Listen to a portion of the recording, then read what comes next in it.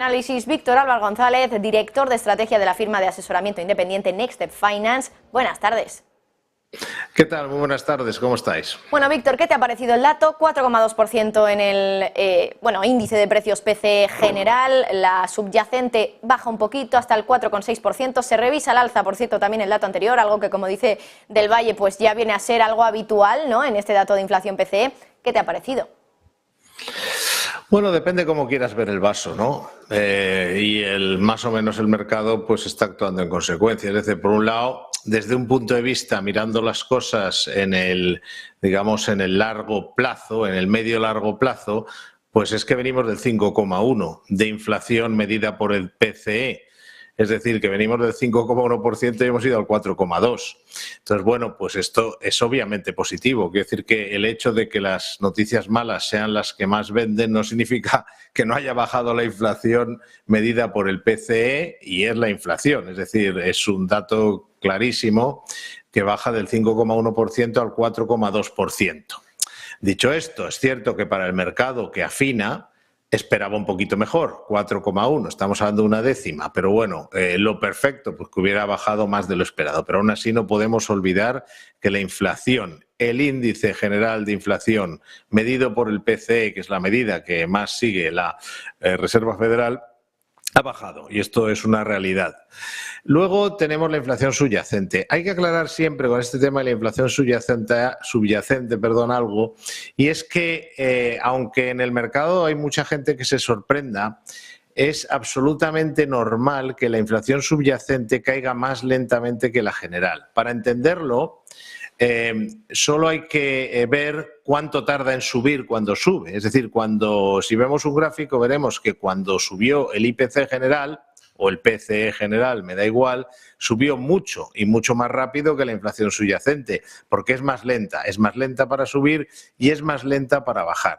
Y el hecho de que no suba ya es algo positivo, y el hecho de que pierda alguna décima también. Pero aún así, es cierto, el dato de la inflación subyacente no es especialmente bueno, puesto que dentro de que, es que esto de que la inflación subyacente es pegajosa, es que, no sé cómo decir, es una obviedad. Es que la inflación subyacente es pegajosa por definición. Si queréis, luego hablamos de por qué. Pero básicamente es algo que es normal, es que no tiene ninguna novedad, es de primero de carrera. Dicho esto, a más pegajosa, peor. Y en este caso es verdad que está costando. Pero en cualquier caso, el hecho de que baje el PCE no es una mala noticia, pero efectivamente el mercado no lo has definido muy bien. Es un dato bueno, pero tampoco es para hacer una fiesta, porque realmente no es mejor de lo esperado. Efectivamente, aquí al final al mercado lo que le importa es si se cumplen o no las expectativas, ¿no? Y siempre suele pasar así. Si se cumplen o se mejoran un poquito, aunque sean unas décimas, parece que hay fiesta. Pero si no se cumple, aunque mejore respecto al dato anterior, pues no suele gustar demasiado. Víctor, es verdad que no tenemos una bola de cristal, es muy difícil saber qué va a pasar en los próximos meses, pero la desinflación que decía Powell que iba a llegar, ha llegado, y la cuestión es hasta dónde se va a prolongar, porque sigue habiendo un poco de miedo por si acaso en algún momento tenemos esa segunda oleada de inflación. No sé si por cómo estamos viendo ahora las cosas, por cómo está el mercado laboral, por cómo están esos salarios en Estados Unidos, podemos intuir si va a seguir la desinflación o no, o si a lo mejor dentro de unos meses volvemos a tener una ola de inflación. Y claro, ¿cómo se conjuga esto con el dato de ayer del PIB, 1,1%, bastante peor de lo que se esperaba? ¿Puede haber esta inflación? A mí realmente lo que me parece una mala noticia, no para los trabajadores norteamericanos, y me alegro por ellos, sino para las decisiones de la Reserva Federal, es precisamente yo no creo que si el mercado ahora se ha quedado un poco frío, incluso puede afectarle negativamente, no creo que sea por el dato de inflación, puesto que, como digo, es un dato bueno, y la mayoría de los economistas de Wall Street saben que la inflación subyacente cae más lentamente que la inflación, que la inflación general, y es solo cuestión de tiempo de que si cae la general, caiga la subyacente. Ahora bien, hay un problema, y es que los costes salariales, los salarios, sí que han salido bastante más altos de lo esperado, y eso sí que es un dato que yo diría que es más preocupante. Tenemos el índice de costes laborales trimestral, pues sale en 1,2 y se esperaba 1,1. Pero es que los salarios laborales en trimestral se esperaba un 0,90 y tenemos un 1,20. Los ingresos personales también algo por encima de lo esperado. Por lo tanto, se nota esto que dice Powell de que de alguna manera es casi, bueno, de alguna manera no, es muy difícil que baje, y ahí tiene que ver con eso de que sea pegajosa la inflación, porque esto sobre todo es en el sector servicios. Es difícil que baje la inflación cuando no solo hay pleno empleo, sino que a la gente se le aumenta todos los meses el salario, pues por ejemplo, o todos los trimestres un 1,20%. Por lo tanto, eso sí que es un dato más preocupante.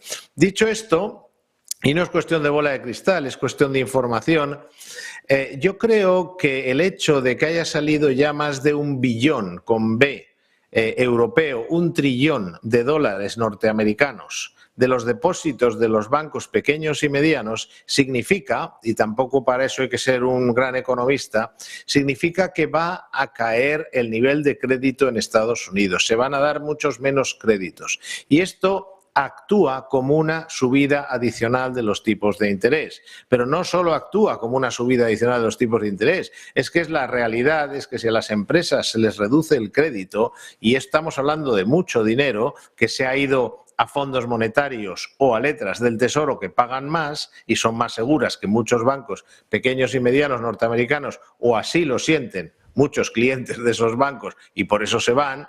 Fíjate, el First Republic se han ido 100.000 millones de dólares en un plazo relativamente corto de tiempo. Por lo tanto, el hecho de que los bancos pequeños y medianos se queden sin lo que es la gasolina que les permite dar créditos va a afectar al crédito y va a afectar a muchas pequeñas y medianas empresas. Y tarde o temprano todas esas pequeñas y medianas empresas y algunas grandes empezarán a restringir sus planes de expansión, a contratar menos gente y Powell tendrá el paro que quiere. Cuando eso ocurra es cuando veremos que realmente empieza a bajar, digamos, también la inflación subyacente, seguirá bajando probablemente la general y es cuando probablemente la Reserva Federal, si no empieza ya a hablar de ello, pronto empezará a darse cuenta de que ya es el momento de tomarse una pausa.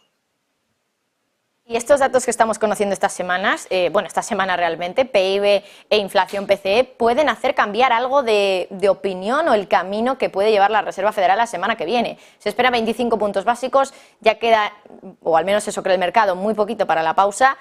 ¿Esto puede acelerar que llegue la pausa pues antes de lo que espera el mercado o no? ¿O la semana que viene ya está descontadísimo que vamos a estar ante una subida de 25? Debería, porque creo que mucho más peligroso que el hecho de que la inflación baje más lentamente es que haya una crisis bancaria generalizada. Mucho peor, un bank run, que el hecho de que la inflación esté un poco más alta de lo que le gustaría a Powell. Y por lo tanto debería tener cuidado porque aunque hasta en la Reserva Federal debían de darse cuenta que esto es una cadena en la que se están rompiendo eslabones. Primero fue el SVB, el Silicon Valley Bank. El siguiente fue Signature Bank. Luego ha sido el First Republic, que no es tan pequeño.